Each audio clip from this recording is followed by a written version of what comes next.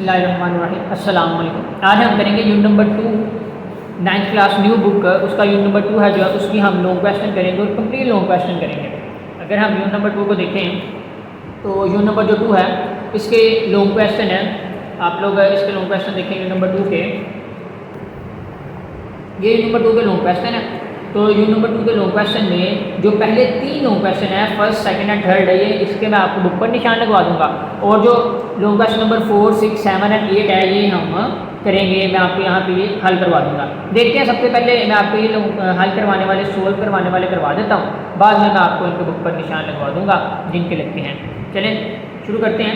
पहला long question हमारा, perform the following binary arithmetic operation. उसने कहा हुआ है आपने following binary arithmetic operation perform करने हैं, जिनमें पहला देखिए मल्टीप्लिकेशन ऑफ 101 बाय 11। उसने कहा हुआ इसको आप लोगों ने मल्टीप्लाई करना है, यानी कि अगर हम लोग इसे रजिस्टर पर करें तो क्वेश्चन नंबर 4 है perform the following binary arithmetic operations. तो इसको अगर मैं करूं तो उसने कहा हुआ है मल्टीप्लिकेशन ऑफ 101 बाय 11, ये है उसका क्वेश्चन। ये क्वेश्चन नंबर 1 है। और अगर मैं यहाँ पे ए पार्ट है ये और बी पार्ट भी अगर मैं लिख लूँ, डिवीजन ऑफ 1100 बाय 10, ये है उसका बी पार्ट। अब हम लोग अगर अपने पहले क्वेश्चन को करें तो जिसमें उसने मल्टीप्लाई करना लिखा हुआ है, तो जो मल्टीप्लिकेशन होती है ना, ये सिंपल ही मल्टीप्लिकेशन होती है जिस तरह हम लोग मल्टीप्लाई करते हैं। अगर हम लोग देखेंगे तो किस तरह मल्टीप्लाई करना है, देखें कि उसने लिखा हुआ है 101, ये है, आपने मल्टीप्लाई करना है 11 से। तो 11 से मल्टीप्लाई करेगा आंसर 1 आएगा, 10 से मल्टीप्लाई करेगा आंसर 0 आएगा, 11 से मल्टीप्लाई करेगा आंसर 1 आएगा। यहाँ पर मल्टीप्लाई का साइन आता है। उसके बाद 11 से मल्टीप्लाई करेगा आंसर 1 आएगा, 10 से 0 और 11 से तो आपका आंसर क्या आएगा 1। उसके बाद हम लोग इनको ऐड करेंगे तो 1 एज इट इज आ जाएगा, 0 1 1 होता है, 1 0 1 और 1 एज इट इज। तो ये आपके पास इसका ऑप्शन होगा, यानी कि अगर मैं इसका आंसर लिखूँ तो वो इसका आंसर आएगा 1 1 1 1 और बेस में 2, क्योंकि बाइनरी में कन्वर्ट करना था ना हम लोगों ने। उसने कहा था बाइनरी अरिथमेटिक ऑपरेशन, तो यहाँ पे 2 आएगा। तो इस वजह से डिवीजन ऑफ, यानी कि हम लोगों ने इसकी डिवाइड करना है, तो सिंपल हम लोग इस तरह डिवाइड करेंगे जिस तरह हम लोग करते हैं। यहाँ पे आएगा 1 1 0 0, यहाँ पर 1 0। लेकिन 2 नंबर हैं तो यहाँ पे भी आपने 2 नंबर लेने हैं, 3 नहीं लेने हैं। देखिए 1 से जाएगा तो 1 0 आ जाएगा, बात को जरा समझना है। और यहाँ पे माइनस होगा तो 1 0 में से माइनस करेंगे तो क्या आएगा 1 आएगा, ठीक है। और 1 1 0 आता है तो लेफ्ट हैंड साइड पर जो 0 होता है उसकी कोई वैल्यू नहीं होती, जिस वजह से हम उसको नहीं लिखते। तो इस वजह से 1 0 1 और ये जो 0 है ये आपका नीचे आ जाएगा, ये नीचे आ गया। अब 1 दोबारा मैं 1 से मल्टीप्लाई करूँगा तो 1 0 अगेन आ जाएगा, तो यहाँ पे 0 0 और ये भी 0 0 ही रहेगा। तो अगर इस 0 को नीचे उतारा जाएगा तो वो एज इट इज आ जाएगा, तो हम ये 0 ऊपर लगा देंगे यहाँ पर, ठीक है। यानी कि हमारा ये आंसर होगा 1 1 0, ये आपका डिवीजन का आंसर होगा 1 1 0। अगर मैं यहाँ पर लिखूँ तो यहाँ पर हम लोग लिखेंगे 1 1 0, तो ये आपका आंसर होगा डिवीजन वाले का। आगे क्वेश्चन नंबर जो 6 है उसने कहा हुआ है add the following binary number, add the following binary number, इसको ऐड करना है और इसको ऐड करना है। एडिशन में आप लोगों ने कुछ रूल्स याद रखने हैं, मैं आप लोगों को समझा देता हूँ कि एडिशन हम लोगों ने किस तरह करनी है। एडिशन है, देखें अगर एडिशन इस तरह होगा ना कि आपके पास नेक्स्ट एग्जाम्पल के तौर पर हम लोग हल करते हैं, फिर आपको समझाता हूँ। 101 ओवर 1 1 0, ये जो क्वेश्चन है 1 0 1 1 1 0, इनको हम लोगों ने प्लस करना है। मैं यहाँ पे लिखता हूँ 1 0 1 और नीचे है 1 1 0, इनको हम लोगों ने ऐड करना है। और दूसरी तरफ हमारा जो क्वेश्चन है वो है 1 1 0 0 1 1 0 0 और 1 0 1 1, और इनको हम लोगों ने ऐड करना है। तो आप लोगों ने बात को जरा समझने की कोशिश करनी है। देखते हैं 1 0 1 आएगा, 0 1 1 आएगा। अब 1 1 क्या आएगा, देखिए वैसे अगर मैं 1 1 करूंगा तो मेरे पास वो 2 आएगा, मगर बाइनरी में 2 नहीं, बाइनरी में हम लोग बाइनरी एडिशन परफॉर्म कर रहे हैं ना। तो 2 की जब मैं बाइनरी निकालूंगा वो क्या आएगा 2 1 1, रिमाइंडर में 0 1 0, यानी कि क्या आएगा 1 0। तो यहाँ पर आएगा 0 1 0, क्लियर। ये आपका आंसर होगा ये 1 0 1 1, यानी कि यहाँ पे आप लिखेंगे 1 1 0 1। मैंने आपको बताया ये हमने किस तरह निकाला है। अब दूसरा अगर करते हैं तो 0 1 1 0 1 1 1 0 1, और यहाँ पे 1 1 का क्या आया था 1 0, तो आपका क्या आएगा 0 1। आप लोग इस तरह लिख देंगे, यानी कि यहाँ पर आएगा 1 0, यानी कि 1 1 1 0 1। क्लियर है यहाँ तक? अच्छा, आगे हमारा क्वेश्चन नंबर 7 है। क्वेश्चन नंबर 7 में हम देखते हैं convert the following numbers to 4 bit binary and add them. इसने कहा हुआ है आपने कन्वर्ट करना है द फॉलोइंग नंबर्स को टू 4 बिट बाइनरी में और उन्हें ऐड करना है। यानी कि ये उसने हमारे पास दो नंबर्स दिए हुए हैं, एक पार्ट ए है और एक पार्ट बी है। ये आंसर मैंने इनके साथ लिखे हुए हैं। अब हम देखते हैं कि किस तरह निकले हैं। देखिए, सबसे पहले अगर मैं ए वाला पार्ट लूँ, आपके पास जो ए वाला आंसर है वो है 7 + -4। तो अगर मैं इसको हल करना शुरू करूँ तो आप देखिएगा 7 तो प्लस में है, बाइनरी में कन्वर्ट करने के लिए हम इसका एलसीएम लेंगे, फैक्टराइजेशन करेंगे। 2 3 × 6, 1 रिमाइंडर में बचा। 2 2 = 1, 2 1 = 2, सॉरी 2 1 = 2 एंड 1 आपके पास बच गया। यानी कि आपके पास है 1 1 1। अब 4 बिट बाइनरी में कन्वर्ट करने के लिए आपको इस तरफ एक 0 लगाना पड़ेगा, क्योंकि आप देखें जब हम किसी चीज़ के लेफ्ट 4 बिट बाइनरी में कन्वर्ट करने के लिए हम इस तरफ 0 लगाएंगे। ठीक है ना, इस तरफ 0 लगाने का लेफ्ट साइड पर जब हम 0 लगाते हैं उससे कोई फ़र्क नहीं पड़ता। मिसाल के तौर पर आपके पास लिखा हुआ है 3, तो अगर मैं इस तरफ लेफ्ट साइड पर 0 लगाऊंगा, जितने मर्जी लगा लूँ तो वो 3 ही रहेगा ना। अगर राइट साइड पर लगाएंगे तो फिर वो 30 बनेगा, राइट साइड वाले 0 की वैल्यू अगर। तो 4 बिट बाइनरी में कन्वर्ट करने के लिए मैंने इस तरफ एक 0 लगाया है, तो अब ये बन गया 2 आपके पास 7 का। अब चलते हैं -4 की तरफ। तो अगर मैं -4 की फैक्टराइजेशन करता हूँ तो आप देखें कि -4 की फैक्टराइजेशन होगी 4, यानी कि करते हैं 2 × 4 0, 2 1 = 2 0, यानी कि 1 0 0। और 4 बिट बाइनरी में कन्वर्ट करने के लिए लेफ्ट साइड पर 0 लगाते हैं। जितने भी आपके 0 कम होंगे वो आप लेफ्ट साइड पर लगाएंगे। तो लेफ्ट साइड पर मैंने 0 लगाया और ये अब ये था -4। तो -4 की वजह से, यानी कि माइनस वाली रकमों को जब आप बाइनरी फॉर्म में कन्वर्ट करते हैं तो उनको करने के कुछ मेथड होते हैं। यानी कि सबसे पहले आपने इसकी फैक्टराइजेशन निकाल ली, उसके बाद आपने इसकी बिट्स को इन्वर्ट करना है। यहाँ पे आप लिखेंगे invert all bits. Invert all bits का करने का मतलब ये होता है जो 0 में है उन्हें 1 में कन्वर्ट करना, जो 1 में है उन्हें 0 में कन्वर्ट करना।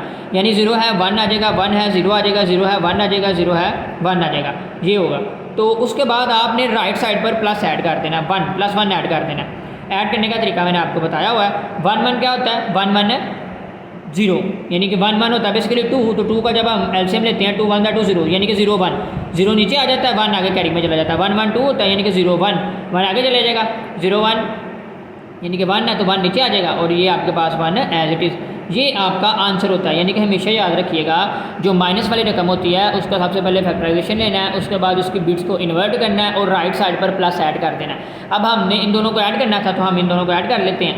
यानी कि इन दोनों को ऐड करने का मतलब ये है 7 आपके इक्वल हुआ 0 1 1 1 और -4 इक्वल हुआ बाइनरी में 1 1 0 0 1 1 0 0। तो हमने इन्हें ऐड करना था तो ऐड कर लेते हैं। 0 1 1 1 नीचे मैं लिखूँगा, सॉरी मैं यहाँ पे कर देता हूँ आपको, यानी कि यहाँ पे होगा 0 1 1 1 और फिर 1 1 0 0, ये था।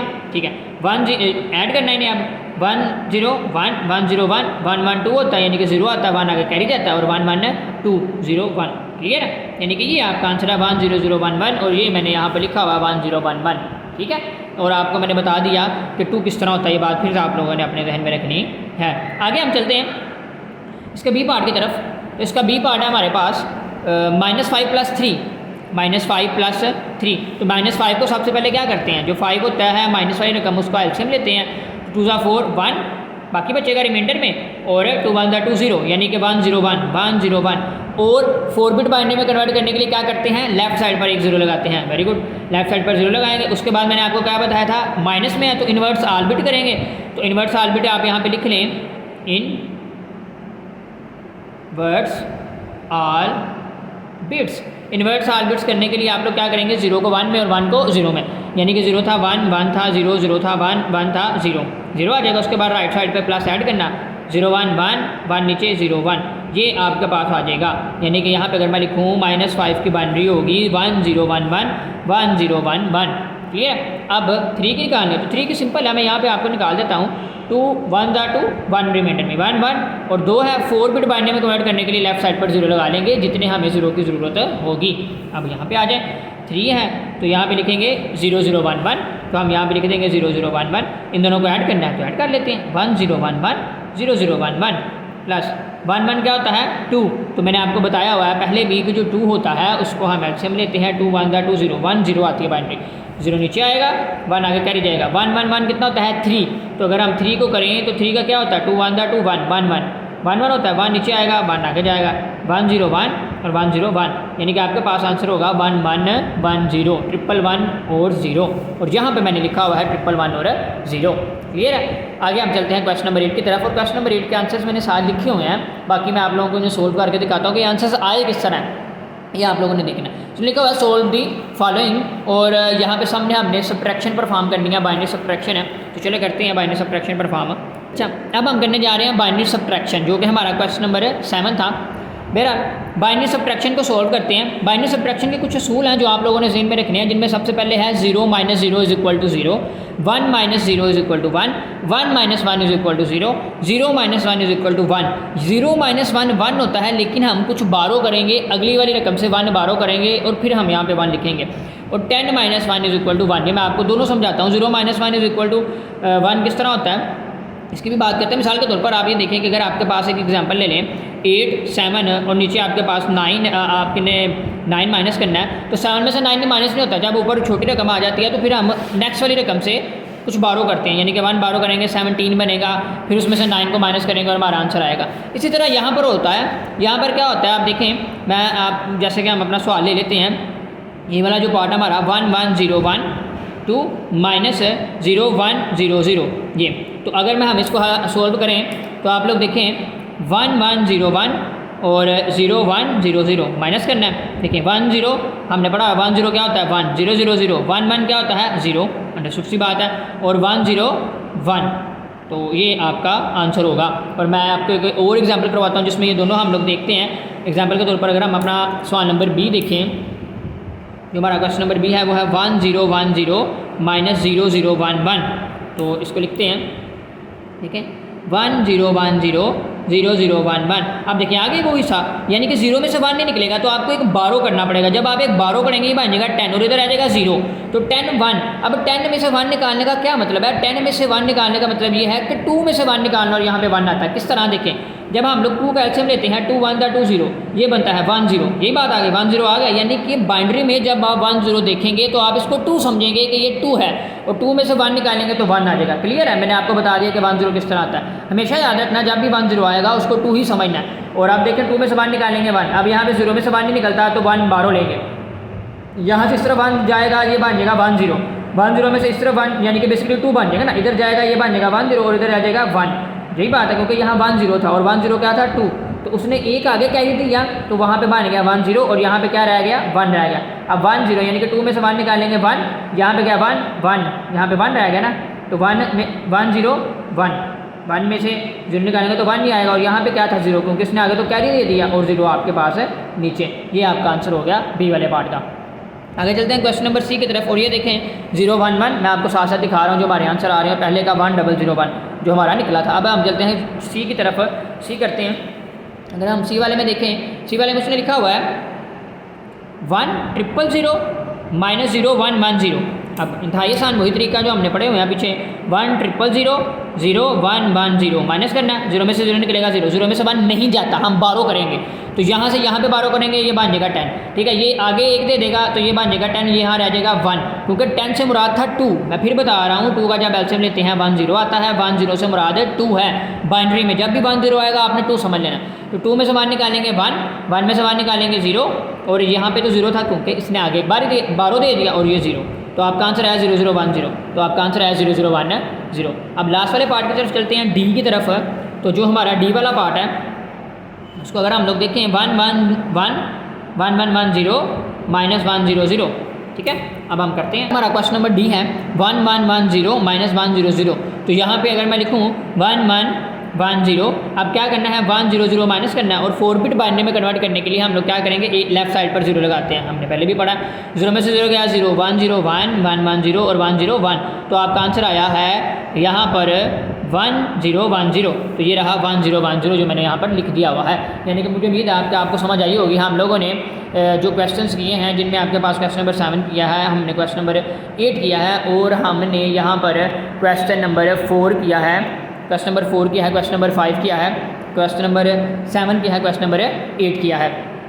अब हम चलते हैं अपने क्वेश्चन नंबर 1 2 और 3 की तरफ। तो देखें क्वेश्चन नंबर 1 2 और 3 जो है हमारे पास है, ये रहा क्वेश्चन नंबर 1 2 और 3। क्वेश्चन नंबर 1, इसका आंसर मिलेगा सफ़ा नंबर 42 के ऊपर, जो उसने लिखा हुआ है explain how characters are in coding using in Unicode, provide example of characters from different languages and their corresponding Unicode points. सफ़ा नंबर 42 निकाल लें। तो बच्चों हम सफ़ा नंबर जब 42 पर जाएंगे तो हमारे पास आंसर होगा, ये रहा यूनिकोड। यूनिकोड वाला टॉपिक आपको नज़र आ रहा होगा, यूनिकोड वाला टॉपिक, और यहाँ पर मैंने यूनिकोड के साथ लिखा हुआ है फर्स्ट एल, ये आपको नज़र आ रहा होगा फर्स्ट एल लिखा हुआ है यूनिकोड के साथ है। और जो यूनिकोड के साथ फर्स्ट एल लिखा हुआ है, तो यहाँ से आप लोगों ने यूनिकोड वाला यूनिकोड डिज़ाइन अटैम्प्ट ये करना है, यहाँ से लेकर बेसिकली ना ये लॉन्ग क्वेश्चन बनता है यहाँ तक, ठीक है, यानी कि ये सारा यूनिकोड से लेकर यहाँ तक ये लॉन्ग क्वेश्चन बनता है, जिसमें UTF-8 भी आता है, UTF-16 भी आता है, UTF-32 भी आता है। अब मैं आपको बता देता हूँ आपने लिखना किस तरह। सबसे पहले यूनिकोड की डेफिनेशन लिखनी है जो यहाँ से लेकर यहाँ तक बनती है, क्लियर है, फॉर्मेट तक। उसके बाद आपने UTF-8 लिखना है जो यहाँ से लेकर यहाँ तक बनता है टेक्स्ट तक। उसके बाद आपने उसकी एक एग्जाम्पल लिखनी है लेटर ए वाली, यानी कि यहाँ तक करना है बस।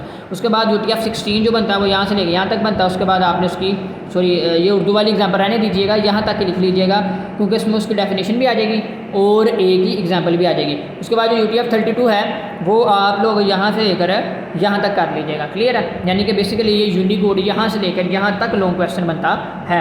आगे हम चलते हैं क्वेश्चन नंबर 2 की तरफ। हमारा जो लॉन्ग क्वेश्चन नंबर 2 है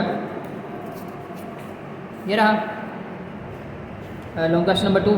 describe in detail how integers are store in computer memory. इसका आपको आंसर मिलेगा पेज नंबर 32 के ऊपर। चलिए आ जाए पेज नंबर 32 पर। जब हम पेज नंबर 32 निकालते हैं तो ये हमारे पास लिखा हुआ है negative values and twos complement. तो ये आपने सेकेंड एल मैंने यहाँ पे लिखा हुआ, ये आप लोगों ने करना है यहाँ से लेकर यहाँ तक, अगले पेज की जो पहली लाइन है यहाँ तक इसका आंसर बनता है, क्लियर है।